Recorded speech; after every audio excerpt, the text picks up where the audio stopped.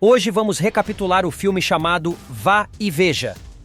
Em 1943, na Bielorrússia, um homem idoso avisa as crianças para não cavarem em um antigo campo de batalha em busca de uma arma. No entanto, um jovem chamado Florian Gaishun, junto com seu amigo muito mais jovem, ignora o aviso do velho e continua a procurar por uma arma. Eles planejam se juntar aos partisans, uma milícia local que está resistindo à ocupação alemã. Depois de horas de escavação, Florian está prestes a desistir quando encontra um velho rifle SVT-40. Assim que eles fazem sua descoberta, um avião de reconhecimento alemão sobrevoa, avistando sua atividade. Em casa, a mãe de Florian fica furiosa quando ele decide se juntar à resistência contra os alemães. Ela sabe que se os alemães descobrirem, sua família estará em perigo. No entanto, quando membros da resistência, vestindo uniformes alemães, chegam para buscar Florian, a mãe muda de atitude e se torna mais receptiva.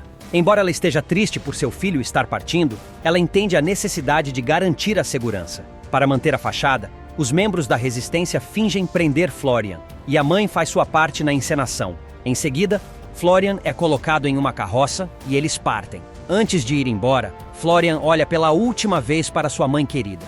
Florian chega ao acampamento da resistência soviética, onde centenas de soldados estão reunidos. Enquanto olha em volta, um oficial o leva para se juntar ao grupo para uma foto com os combatentes da liberdade. Só falta o sargento.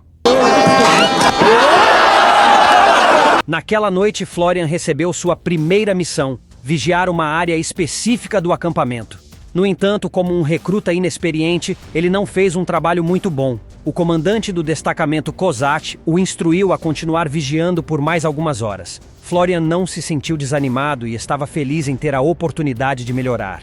Finalmente, após horas de vigilância, seu turno chegou ao fim e ele foi liberado para descansar. No dia seguinte, o chefe do gabinete reuniu todos os membros do exército de resistência e ordenou que defendessem todos os territórios. Antes de partir, Kozak perguntou se alguém não estava apto a marchar. Um soldado se apresentou e explicou que seus sapatos estavam em más condições. O comandante ordenou que ele trocasse de sapatos com Florian. Isso foi um golpe para o jovem, que queria participar da ação, mas agora seria forçado a ficar no acampamento enquanto os outros partiam. Desapontado, Florian se afasta em direção oposta e começa a se lamentar.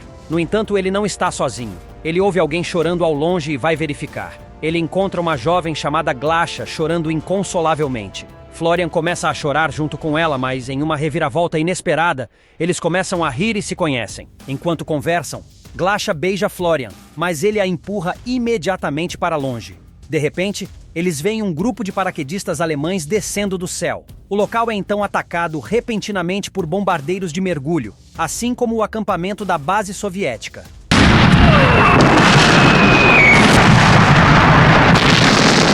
Florian está desorientado pelas bombas e chama sua nova amiga. Ele vê um soldado alemão preso nas árvores quando olha para cima. Glasha agarra então Florian e eles fogem profundamente na floresta. Depois de serem atacados, os dois amigos improváveis se refugiam em uma cratera e observam o exército alemão de longe. Sem ter outro lugar para ir, Florian começa a coletar madeira e vegetação para construir um abrigo improvisado. Quando termina, ele faz um sinal para Glasha entrar. Em seguida, eles dormem juntos para se manterem quentes. Depois de chegar à aldeia de Florian, os dois notam que a aldeia está estranhamente vazia e silenciosa, sem ninguém à vista. Florian nota que há fumaça saindo da chaminé e supõe que sua família pode ter partido há pouco tempo. Já Glasha observa um número incomum de moscas na mesa. Florian decide pegar uma sopa quente da lareira e começa a comer. No entanto, começa a suspeitar que sua família pode estar escondida em algum lugar perto. Ele sai correndo da casa e começa a correr em direção à floresta. Glasha o acompanha, mas nota um monte de corpos atrás da casa. Para proteger o amigo, Glasha não deixa Florian olhar para trás, sabendo que a visão o destruiria. Durante a travessia de um pântano, os dois quase se afogam. Em seguida, Glasha conta a Florian sobre os corpos que viu atrás da casa. No entanto, Florian não consegue aceitar a verdade e fica furioso. Em um acesso de raiva, ele estrangula Glasha e a empurra de volta para o pântano. Imediatamente, Florian se arrepende de seu ato e salta para salvá-la. Nesse momento, um homem chamado Rubej aparece e estende os braços para ajudar Glasha. Ele então guia os dois adolescentes para um refúgio próximo, onde centenas de pessoas estão esperando por ajuda. Lá, algumas pessoas reconhecem Florian e lhe contam sobre o destino de sua mãe e irmãs, revelando que os alemães as mataram de forma brutal e fria. Os dois decidem permanecer no acampamento por alguns dias. Durante esse tempo, Rubez corta o cabelo de Florian. Enquanto isso, os outros começam a criar uma estátua de barro de Hitler e a cuspir em cima dela. Rubez lidera um grupo, incluindo Florian e 2 outros homens, em uma missão para invadir um armazém abandonado em busca de alimentos. Glasha espera que Florian retorne, mas ele está desanimado. No entanto, quando chegam ao armazém, eles descobrem que está sendo protegido por tropas alemãs e são forçados a recuar. Em seguida, eles decidem ir para outro armazém e, no caminho, colocam uma figura de barro de Hitler em uma encruzilhada para ridicularizar os invasores alemães. Infelizmente, durante a jornada, 2 dos companheiros de Rubez são mortos ao pisar em minas terrestres. Eles acabam de descobrir que a área que acabaram de cruzar é um campo minado. Mais tarde, Florian e Rubez armam uma emboscada para um fazendeiro que colaborava com os alemães e roubam sua vaca. No entanto, não conseguem avançar muito. Os alemães percebem a presença deles, disparam um sinalizador e começam a atirar em sua direção. Na primeira rajada de tiros, Rubez é morto. Florian tenta verificar o estado do amigo, mas já é tarde demais. Em seguida, ele tenta fugir com a vaca, mas os alemães continuam atirando. Desta vez, eles acertam a vaca e a matam. Florian começa a se desesperar e, exausto, acaba caindo no sono. Florian acorda e se surpreende com a névoa densa que cobre a área. Ele tenta pegar a carne da vaca, mas percebe que é impossível. Em seguida, ele procura algo para carregar a carne. Nesse momento, ele vê um cavalo com uma carroça atrás. Florian tenta puxar o cavalo, mas o dono do animal o impede. Os dois começam a discutir, mas são interrompidos quando ouvem o som de um caminhão da SS se aproximando. O homem convence Florian a esconder sua arma e jaqueta e o leva para a aldeia de Perekodi. O homem, com pressa, inventa uma identidade falsa para Florian e o leva para sua casa. Enquanto isso, a SS, acompanhada por colaboradores do Exército de Libertação Russo, cerca e ocupa a vila.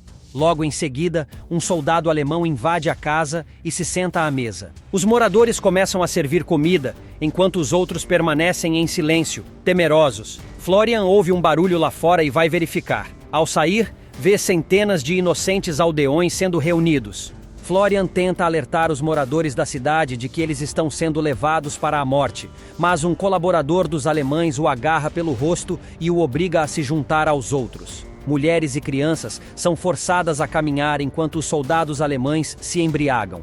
Em seguida, todos os locais são forçados a entrar em uma igreja que havia sido transformada em celeiro. Alguns russos desconfiam do que está por vir e tentam resistir, mas é inútil. Os soldados alemães superam os aldeões e trancam as portas de madeira da igreja, aprisionando todos dentro.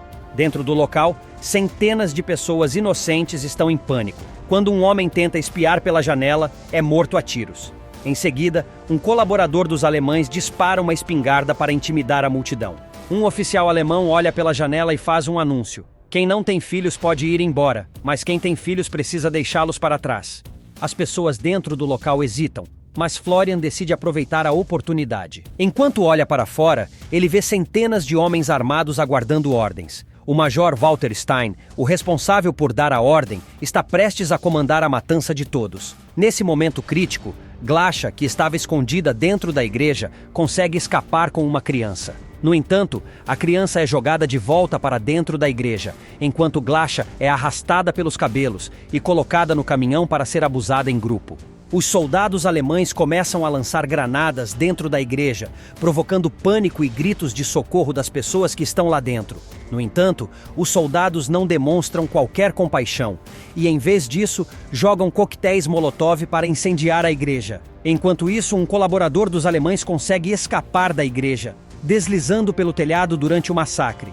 As pessoas presas dentro do local tentam forçar a porta para escapar, mas não conseguem. Os gritos de dor e desespero ecoam pela cidade. Os soldados alemães atiram para silenciar os gritos e, para garantir que ninguém sobreviva, usam lança-chamas. Florian é testemunha ocular de tudo, mas está impotente para intervir. Em seguida, os alemães partem, mas antes de irem embora, eles incendeiam tudo, garantindo que o local seja completamente destruído. Enquanto isso, Florian é conduzido até os soldados alemães. Um oficial alemão aponta uma pistola carregada para a cabeça de Florian, forçando-o a posar para uma foto. Em seguida, o oficial o deixa ir e os soldados se retiram. Outro grupo de homens carrega uma mulher idosa doente para fora do local e vão embora. Em seguida, Florian, muito abalado, foge para a floresta. Lá, ele encontra muitos soldados alemães mortos após uma batalha recente, mas tenta ignorar a cena. Em vez disso, ele procura um curativo e volta ao campo de feno para recuperar sua arma. Após recuperá-la, ele a conserta usando o curativo. Depois de algum tempo, ele ouve um assobio fraco e vê Glasha, coberta de sangue e muito traumatizada. Nesse momento, Florian e Glasha estão irreconhecíveis. Parece que envelheceram anos em apenas um curto período de tempo. Florian encontra Kozak e os partisãs nas proximidades, que haviam capturado 11 alemães e seus colaboradores. Todos eles pedem misericórdia e tentam se desculpar, exceto um oficial alemão fanático que se recusa a se render. Florian afirma que os mesmos alemães que queimaram a cidade são os responsáveis. O fanático alemão assume a culpa, mas justifica seus atos dizendo que ninguém tem o direito de viver e que o povo alemão é superior e deve dominar o mundo. Em busca de vingança, Florian entrega um galão de gasolina aos prisioneiros. Um dos colaboradores derrama a gasolina sobre os oficiais alemães, mas a multidão, enojada, atira neles antes que possam ser incendiados. Enquanto os guerrilheiros se retiram, Florian nota um retrato emoldurado de Adolf Hitler em uma poça d'água. Ele começa a atirar no retrato várias vezes. Ao mesmo tempo, uma montagem de cenas da Segunda Guerra Mundial e de Hitler é reproduzida em ordem inversa. No entanto, quando a cena mostra Hitler como um bebê no colo de sua mãe, Clara, Florian para de atirar e começa a chorar. Em seguida, uma legenda aparece informando que 628 aldeias bielorrussas foram destruídas, junto com todos os seus habitantes. Florian então se junta novamente a seus companheiros de luta e eles marcham juntos através dos bosques de Bétulas. Espero que tenham gostado. Até a próxima!